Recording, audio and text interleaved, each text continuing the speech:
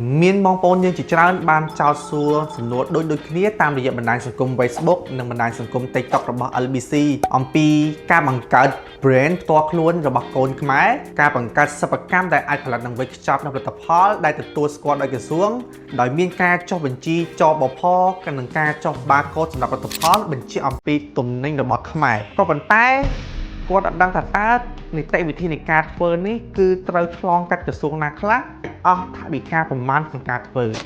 ក្នុងថ្ងៃនេះខ្ញុំនឹងបកស្រាយនៅចម្ងល់នេះជូនបងប្អូនទាំងអស់គ្នាបងប្អូនសម្រាប់នីតិវិធីក្នុងការរៀបចំឯកសារបើកសិប្បកម្មដើម្បីអាចផលិតនិងវេចខ្ចប់នៅ brand មួយដែលជារបស់ខ្លួនឯងជារបស់កូនខ្មែរបានគឺនីតិវិធីនៃការធ្វើដំបូងឡើយបងប្អូនត្រូវចុះបញ្ជីបើកសិប្បកម្មបន្ទាប់មកត្រូវយកផលិតផលដែលបងប្អូនគ្រោងនឹងផលិតនឹងទៅតេស្តគុណភាពនិងយកទៅចុះចបផបងប្អូនចុះចបផហើយបងប្អូនអាច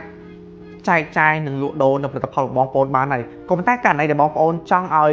ផលិតផលរបស់បងប្អូននឹងមានដាក់បញ្ចូលនៅ barcode របស់ខ្មែរទៀតបងប្អូនអាចយកផលិតផលរបស់បងប្អូននឹងទៅចុះនៅក្នុងសភាពាណិជ្ជកម្មកម្ពុជាក្នុងការស្នើសុំនៅ barcode សម្រាប់ផលិតផល